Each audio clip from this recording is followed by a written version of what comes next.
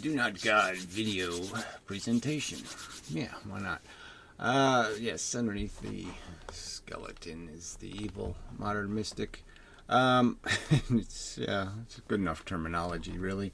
He is sort of evil, but I have a long tradition of conversation around ideas, thoughts provoked by the mystic, and trains of thought that have been traveling for a long time between us, sort of. But yes, the sticking point is just one, essentially. And, we agree that we're robots. We agree that the universe is doing the universe thing, and we don't really have anything to say about it, that the story is sort of written. Okay, it's the CD has already been made of what's going to happen. It's already on here. And there'll be an inevitable cause and effects chains will just run themselves through, and that's the way it goes. Certain planet shows up in a solar system. Certain things will happen to the solar system because of it, and it'll end a certain way because of it, and that's just the way it is. Such is our fate. He ends the conversation there, where I would say the thing that makes that a little more complicated is the fact that as thinking organisms, we are arranging all of those mechanisms. We're seeing them. So we are sort of able to see patterns and to see the CD, what's written on it. We can see where it's heading, and in turn be able to do this communication thing and explain how you're just going to create a bunch of torture, you're just going to cause horrible effects, you're not going to be prepared, say, for things like global warming. You're not going to do any of the things that are necessary. You're going to keep building houses on sand dunes, or sandbars, and pretending it's a good idea, and it's a bunch of wasted money because they're gone. They're not going to exist in 20 years. Okay, they're not going to be there anymore. Certain things like that, we can see it, we can talk about it, we can talk about the putrid silliness of our existence and all of that kind of thing, but he closes all that conversation because somehow he really is the modern mystic. He has some mystical notion of meaning, and that to truly understand is to say something like understanding is irrelevant, which is just too stupid. Clearly that's exactly how we inevitably do something smart or inevitably do something stupid. Smart people pay attention to the facts. They pay attention to the causes and effect change, like feeding the poor people who have too many kids, and you figure out, well, you can't feed them unless we make some law that the food can't make new babies. So unless you fix that, it doesn't make any sense. It's stupid. Help the poor people. Help all the poor people have more children that they can't afford, and then you have to pay to educate. These are things that just don't make any sense. They're illogical and stupid. And you point out how you're wasting the money. Like, for me, the feral cat thing is pisses me off, because all these do-gooders are just killing more cats. They're just causing more pain and suffering to these poor animals by feeling bad that they have to die. But that's what they have to do. They have to go extinct. Feral cats have to go extinct. That's the objective, is to make them extinct. And you don't make them extinct by just cutting a few of their nuts off and throwing them back in the wild. That's not going to get the job done. It's going to just waste the resources you could have used to actually solve the problem. So all this political stuff becomes really important, because these are all real things. There's real unsustainable things we're doing. They're unsustainable. You can't keep doing them. You have to change, or they won't. It'll fail catastrophically. And he pretends that none of those conversations are worth having, because nobody can convince anybody of anything, and everybody is already some kind of programmed robot, and they can't think any differently, and they can't be inspired to think differently, and no interaction is worth having, even though he's making videos.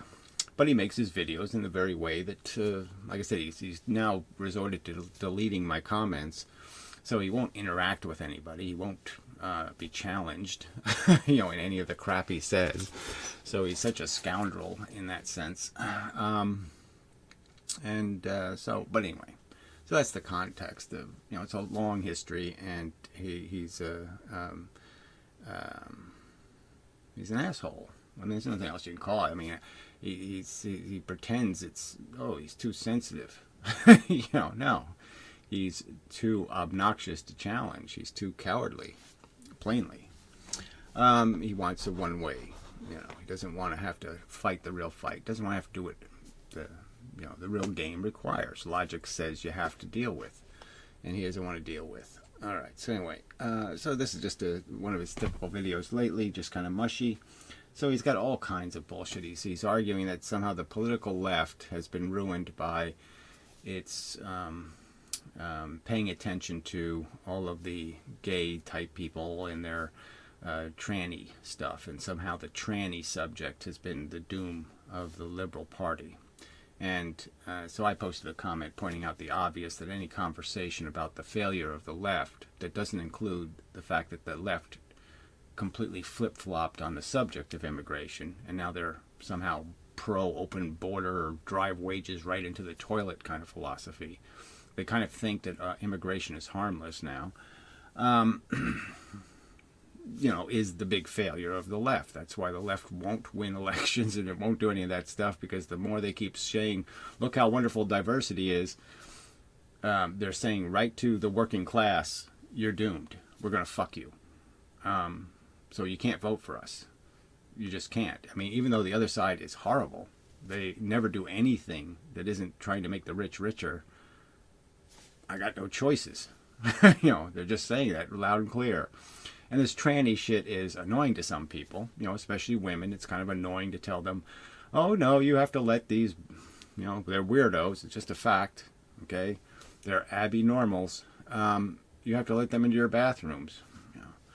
It's sort of obnoxious to women now. I mean, I've always said, who cares? I mean, men just, I guess they just aren't so sensitive, and who cares what kind of weirdos? There are weirdos in bathrooms. That's just the way it works. Weirdos like bathrooms.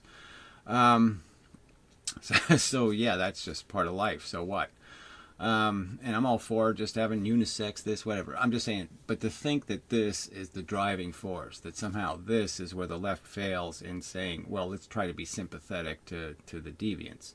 Now, I'm going to argue that this sympathy is just so full of shit in so many ways, where people are, unfortunately, people's sexual proclivities go all kinds of ranges. There's people who like to screw animals, just a fact. There's people who, they really have a preference for very young things.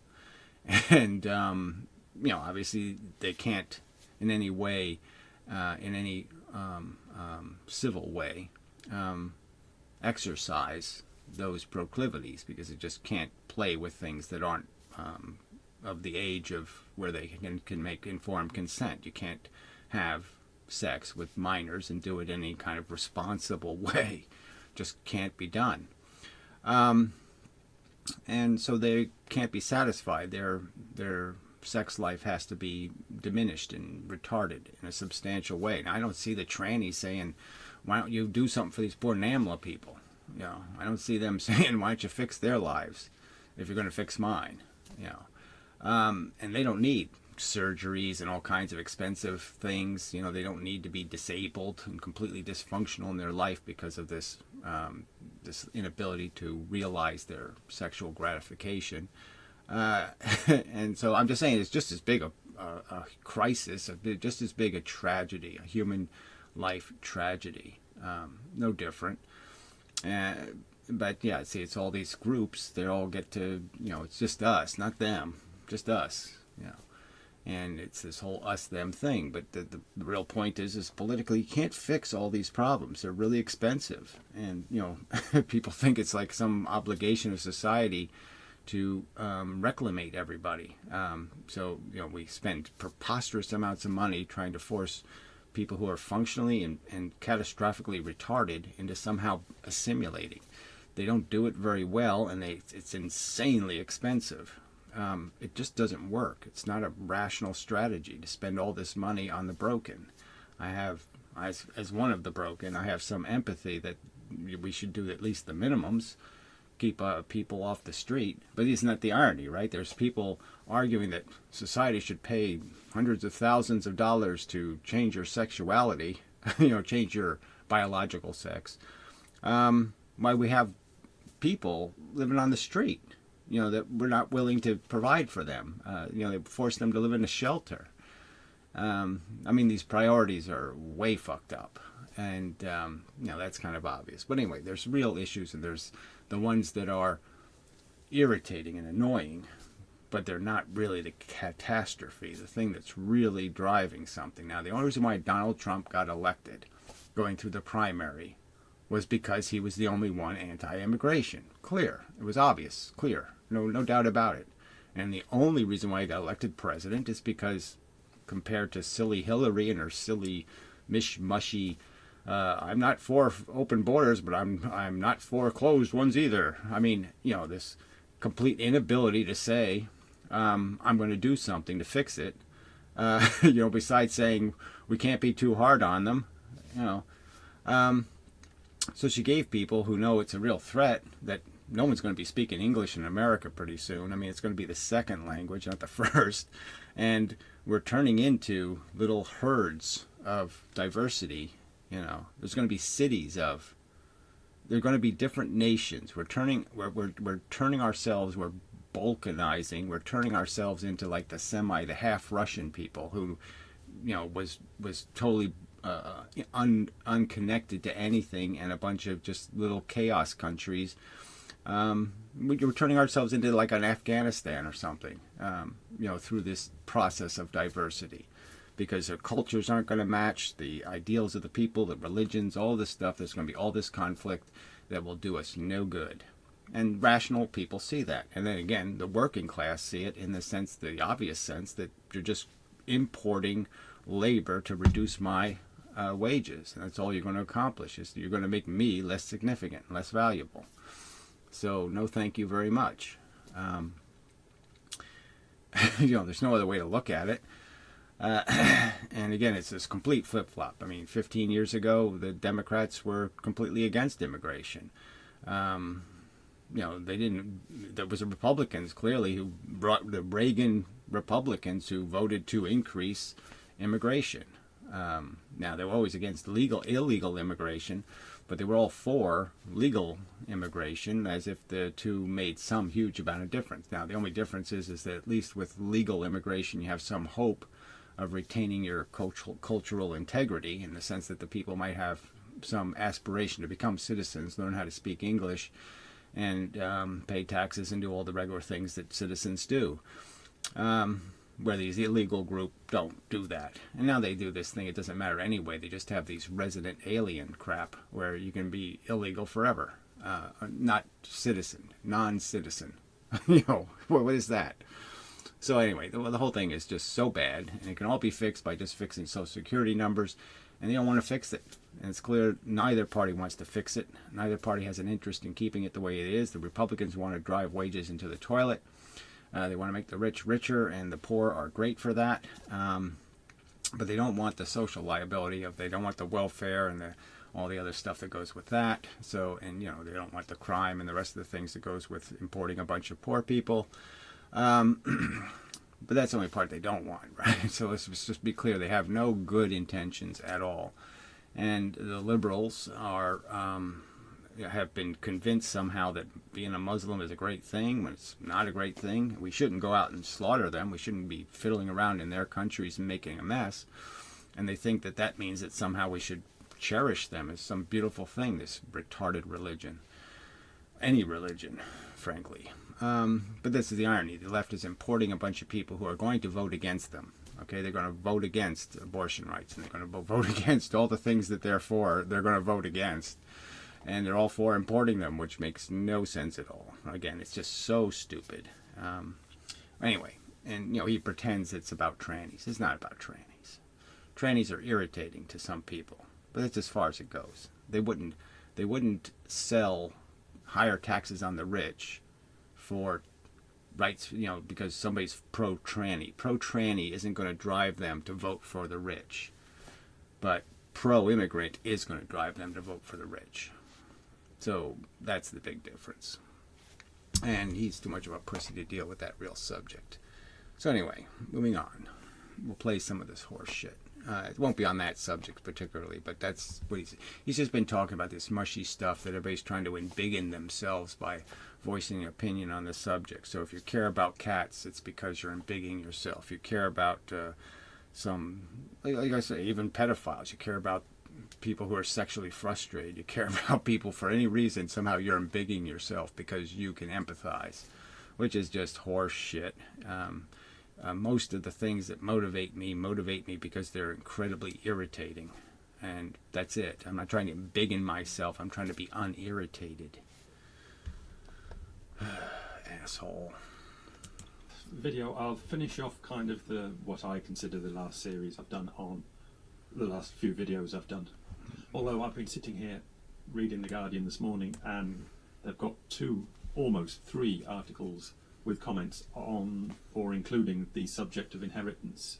Right, another subject where he's too much of a wimp to just point out the obvious. That okay, let's say this capitalism idea has some merit in the sense that yes, it's draconian and Darwinian, in the sense that it's a, you know, we're going to say let's have this earned thing, this gladiator war, and completely destructive to the gladiator war. Right, this idea that you're going to try to make the perfect gladiators, you're going to try to make the mega humans, is some notion that their qualities, their skill, is inherited, when there's no chance that that's the truth. This is nothing about the Trumpy, the Trumpies are somehow intellectual giants and they're so much more skilled than the average human and all that. If there was any pattern that was being illustrated, is just how stupid they're breeding. They breed stupid. I mean, the sons are dumber than the father. Amazing as that can be, it's the truth.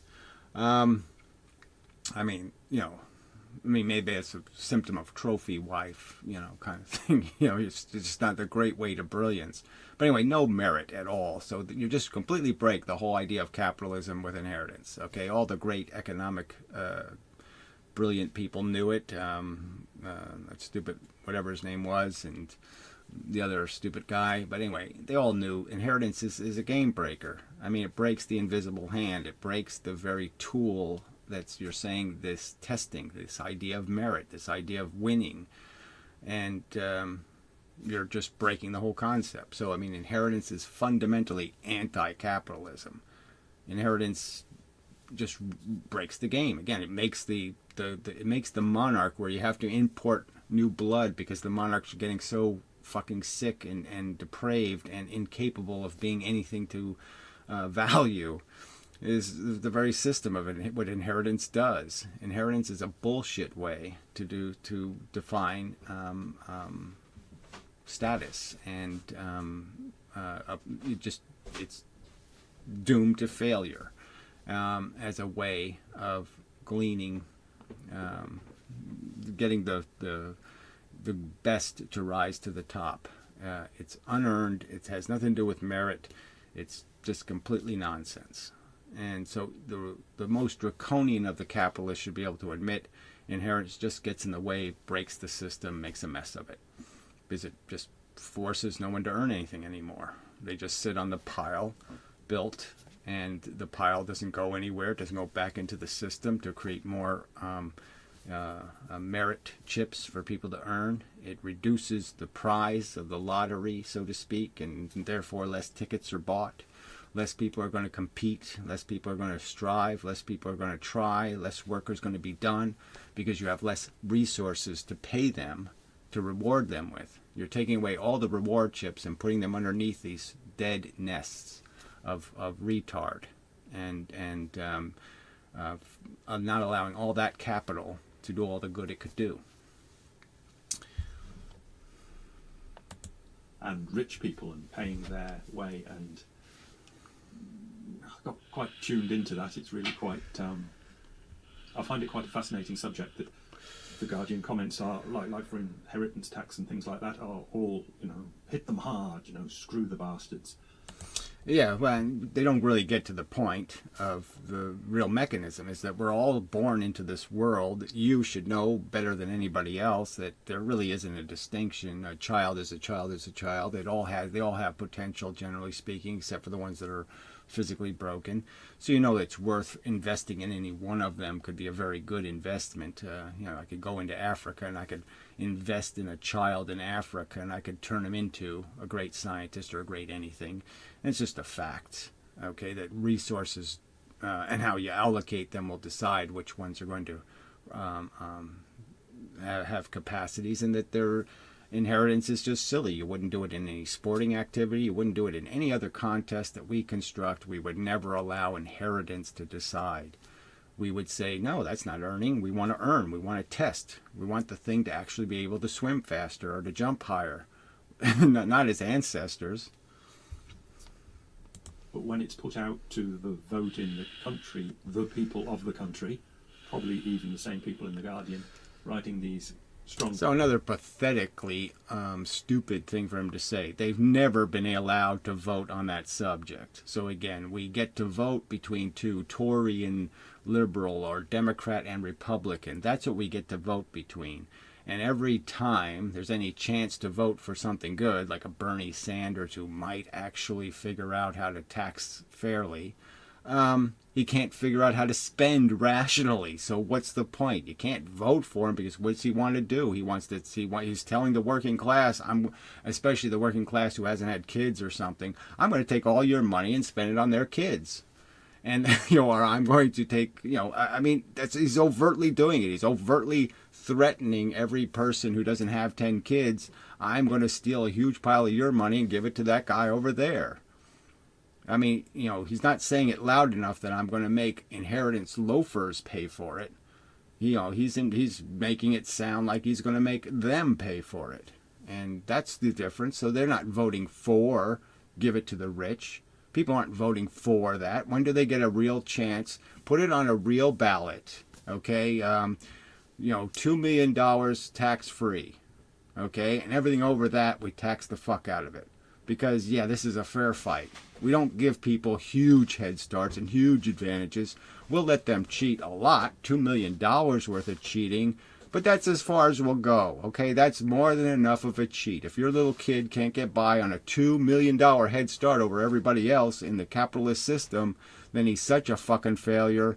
They has no business living even, okay? He should just walk out a window somewhere, off the Trump 58th floor or whatever, his lie that he makes his own buildings taller than they are because he's got such a fucking scurvy little wrinkled dick.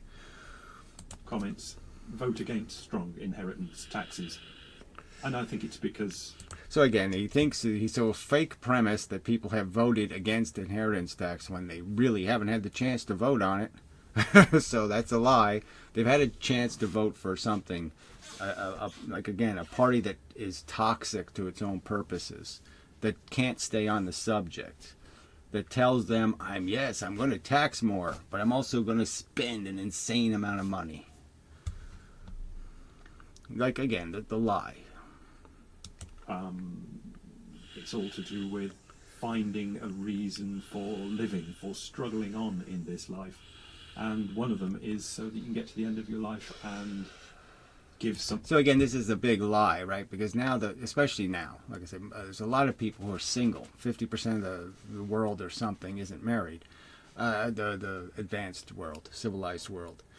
So this whole idea of people living for their children crap is long dead. And again, the argument that it's fundamentally, this is how the rich stay rich, right? This is how all the capital stays in this tiny segment of population, is through this mechanism of inheritance.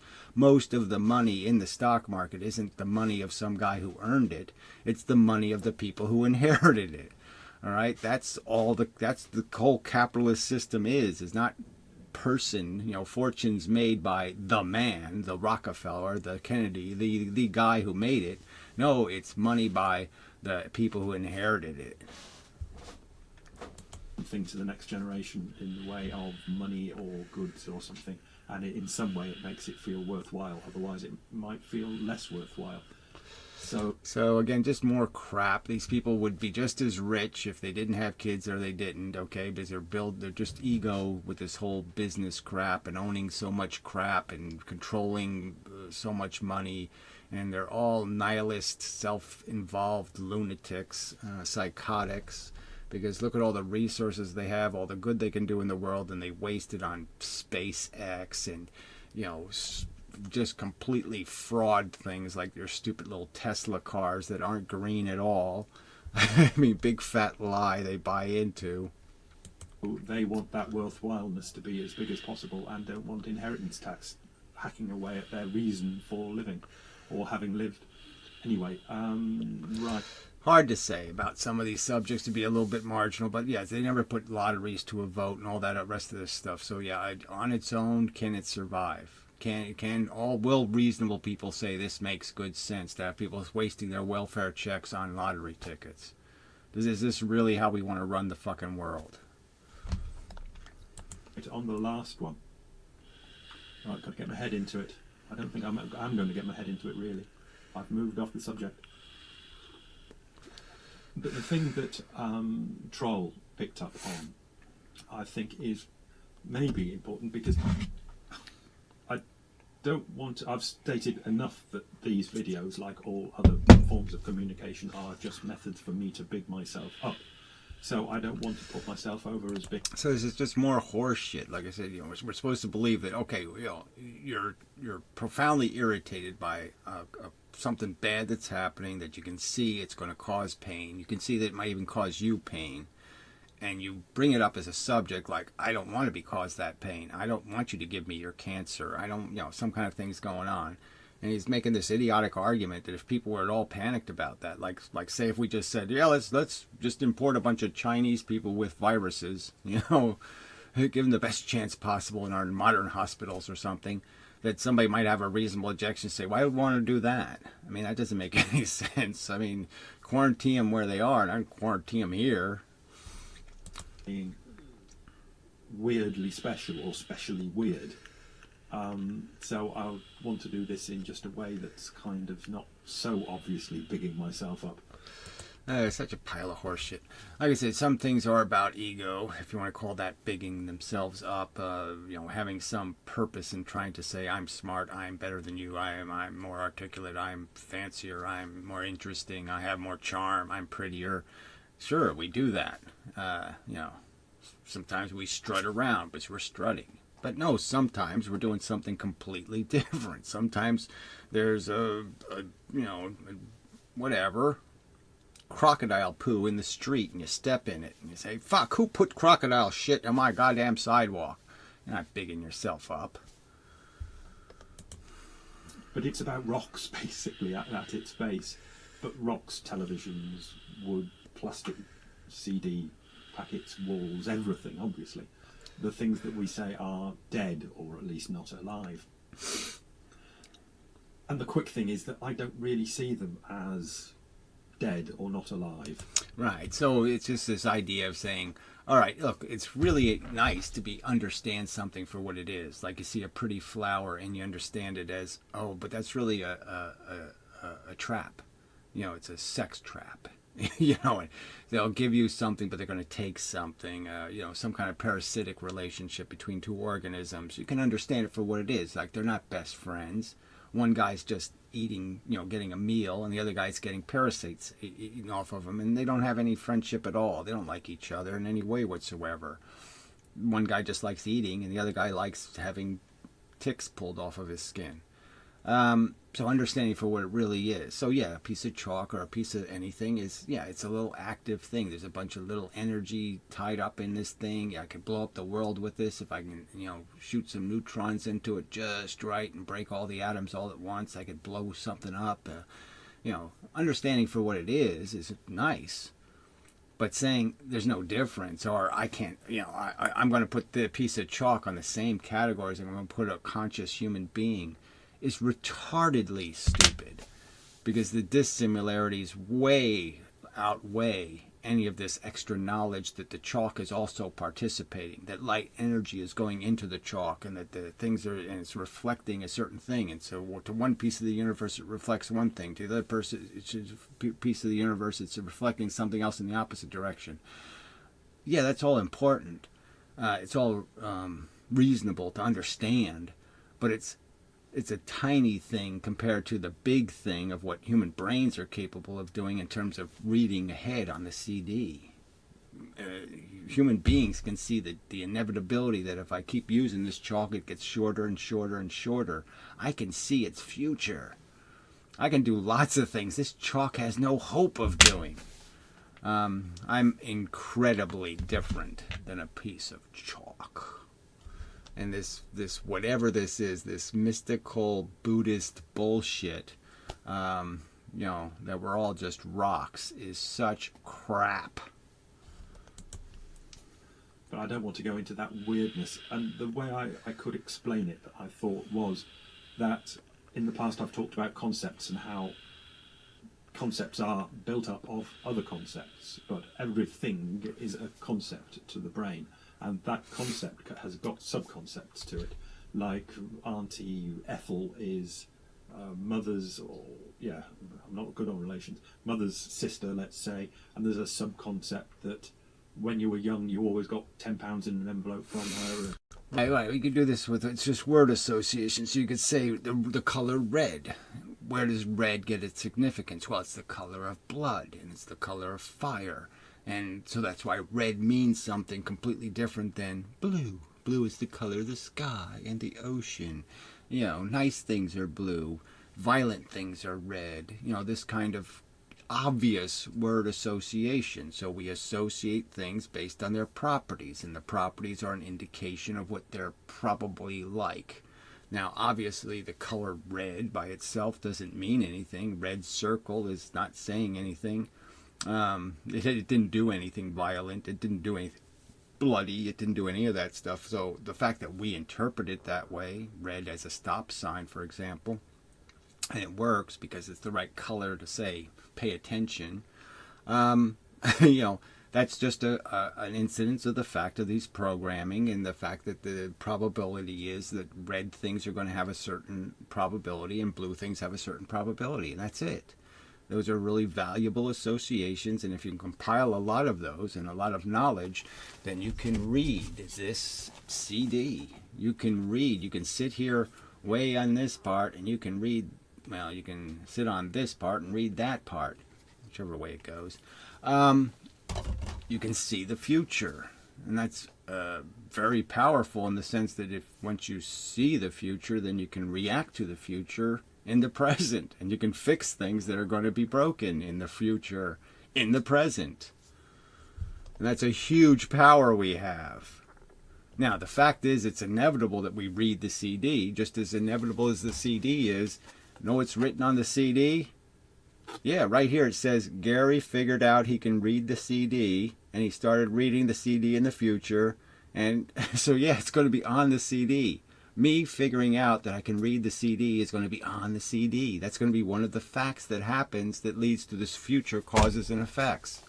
So I'm doing something quite inevitable, but I'm doing something quite inevitable that fits a rational pattern, not an irrational pattern. Because I was reasonable, because I was able to add these facts up and say there's certain things you can't do because they're unsustainable, or they will not be profitable in the future. If you fix it the wrong way, it'll break in a worse way in the future, kind of thing. You have to fix it right or not at all, kind of arguments.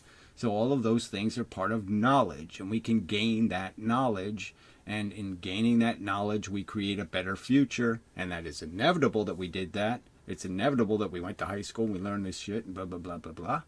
Okay, but it doesn't mean it's still not significant in the sense that we still have to play the game as if we can't see the future perfectly, and that's why we have to argue for seeing it the right way versus seeing it the wrong way. That's why people have to argue for seeing the truth, not seeing the bullshit. But she's a drunken bitch, and the subconcepts can move up. Like, it was important that you got the £10 in the envelope when you were young, but now it's more important that she's a drunken bitch, etc., etc. Those are sub-concept folders in the main concept, which is Auntie, whatever I said, Ethel or something. That's kind of a minor concept, frankly. If you're wasting your time worried about the concepts of your relations, you're really missing the volume of the information that's on the CD that you can access through your better use of your imagination. But you've got the concept, aren't you, Ethel? Like you've got the concept rock. Now, for the sub-concept, I have what... So sub-concept just means the context. It just means understanding what is the significance of rock. What does it do? How does it function? What are its properties? And frankly, there's so few of them that could mean anything that you ignore the rock. Fuck rocks. Rocks aren't going to play an important role in reading that CD and predicting the future. Understanding all the things rocks are capable of, or what minerals might be in them, or all that kind of crap, really isn't going to have anything to do with doing anything significant to make that CD write better, to make that future read better. Decided to go for is the physics view of a rock. Now, so this is the mushy. He can't do any of that right either. So he has figured out that maybe he shouldn't say the truth is written on some religious stone somewhere. Like, that crap is crap. Okay, these silly little fables and shit. He figured out that much. But he can't figure out that there's people right now writing the fables. And they're called physicists. They're writing the new Jeebus story. And it's just a silly story. They have so little evidence to base it on. They remember, oh yes, it's been proven by some experiment, so I won't bother, thinking about it. I'll just accept their model is somehow was proven somewhere, and these facts can be accepted, that Jesus walked on the water and this happened and that happened and that happened. I don't need to see a videotape of any of that. Screw that. I'll just accept it because somebody told me it was a real story.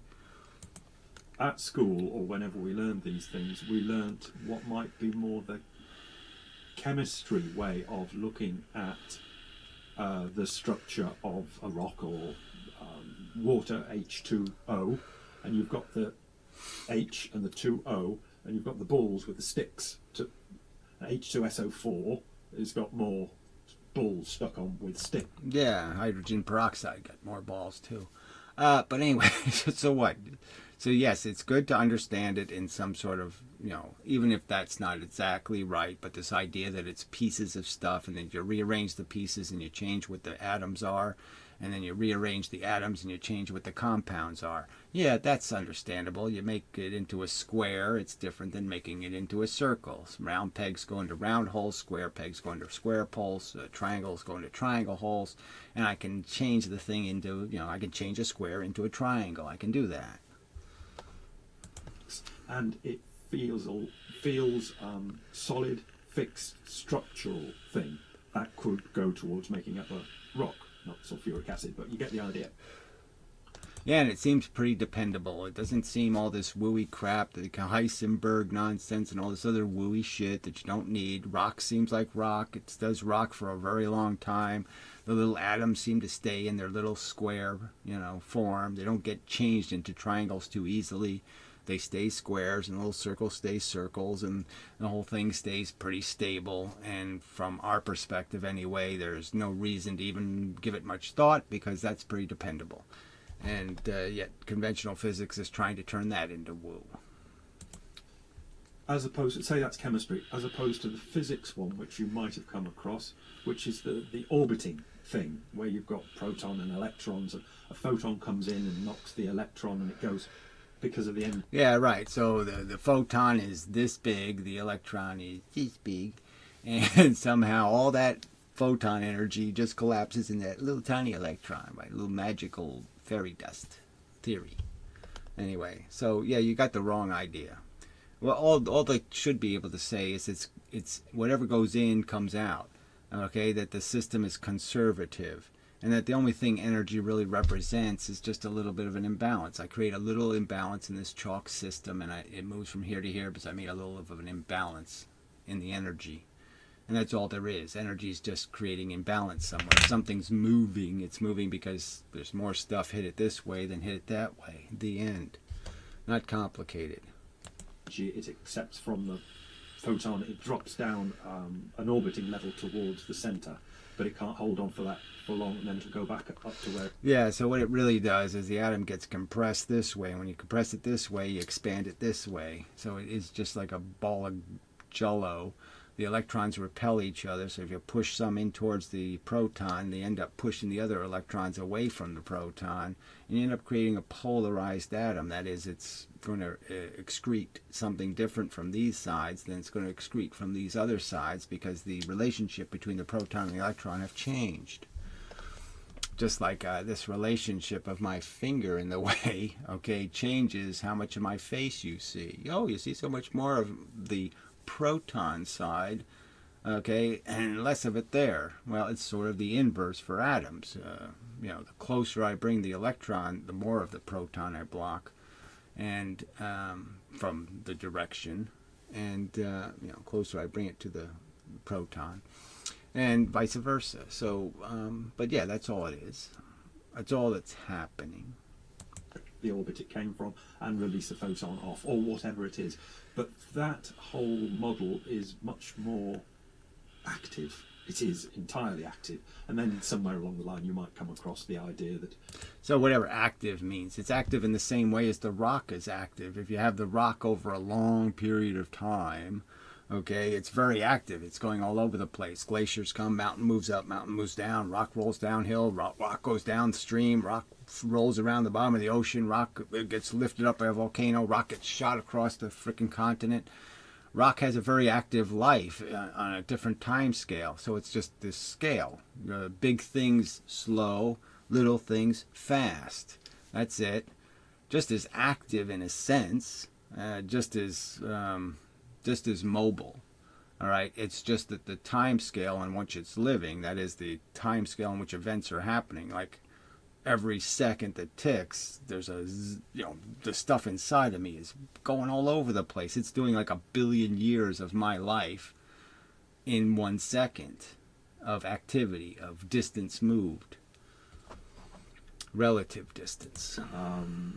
Particles and waves, and it comes down to just the probability of being in places. So there's this bullshit. It's the same thing. I could say that, oh, it's all probabilistic when I throw dice at the dice table because it's too complicated. I can't figure out all the little bangs and all the little things that happen to the dice. But, you know, the rational person, the person who wants to read the CD right, he knows that, no, what shows up on the face of the dice is that each dice actually hit a surface, it compressed it, it moved, it twisted, it rolled a certain amount, it did, and it all adds up perfectly. I could replay it in slow motion, and I could see every single bit of thing that happened to that dice, and there's no magic, there's no random, there's no probability. It just had to do with how I threw them, and that's it. I decided when I threw them what they were going to do and exactly the pattern.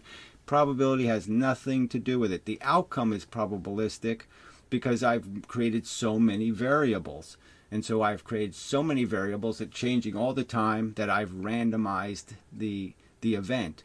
But I haven't made it random. I haven't really done that. I've just said I'm going to change all the variables with every throw. And that's it. But one subfolder for a concept rock can have the next subfolder being that chemistry one, that it's made up of balls with sticks that just sit there and go rock, or it could be made up of the more physics one, which I think I have, which is just a very active thing. So I look. So a very active thing. So that's physics. Physics is it's just very active. I mean, what a lame thing to say. Yes, it's active by the same cause and effect rules that are affecting everything else. As something has to happen for something to happen. Nothing's happens spontaneously. Nothing happens without a cause. Everything is victim to its circumstance. It's just as victim to the atom needs to go to high school just as much as we need to go to high school to know something. Blah, blah, blah, blah, blah. The same rules apply to cause and effect. Cause and effect isn't broken in the physical level in physics. That's just a wooey story, completely nonsensical. It might as well be as silly as the invention of the Holy Ghost. It's so silly. At a rock or a television or a CD case, and I see it as a very active thing. I don't see it as a fixed dead thing. I see it as just as active as a person. So it's silly to say it's just as active when it clearly isn't just as active. First, it's cold. We're hot, we're warm, it's cold. So we're obviously a lot more active, just in the sense that we got more energy bouncing around in us, more vibrations, more movement. We're doing more moving, you know. And that clearly that movement, that capacity to do movement, has a lot to do with things being able to think and neurons to be able to pass electricity, and all those things are all dependent on certain these physical properties.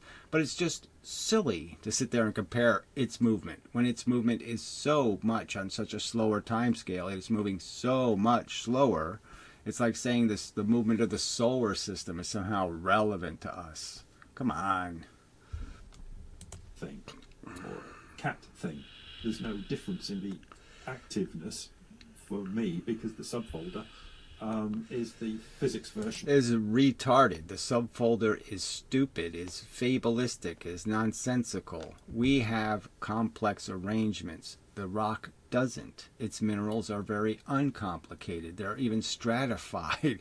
They're segregated. Ours are clearly mixed into very complex compounds. The rock has very simple compounds. It doesn't have DNA molecules, and it doesn't have a bunch of goo for those molecules to move around in and have lots of interactions. I mean, in one millisecond of a cell has more interactions in it than a rock has in 1 billion years. I mean, you have to wait 1 billion years of interactions for the rock to equal the number of interactions in a cell in 1 second. These are silly context, and he calls it physics, which is a very live, active thing. And that's all I wanted to say. Horse shit, dog shit, rhinoceros shit. I mean, just such shit. He calls it still. No. Rot. Putrefied nonsense. Petrified stick worth of knowledge. It's not even close to getting the right answer.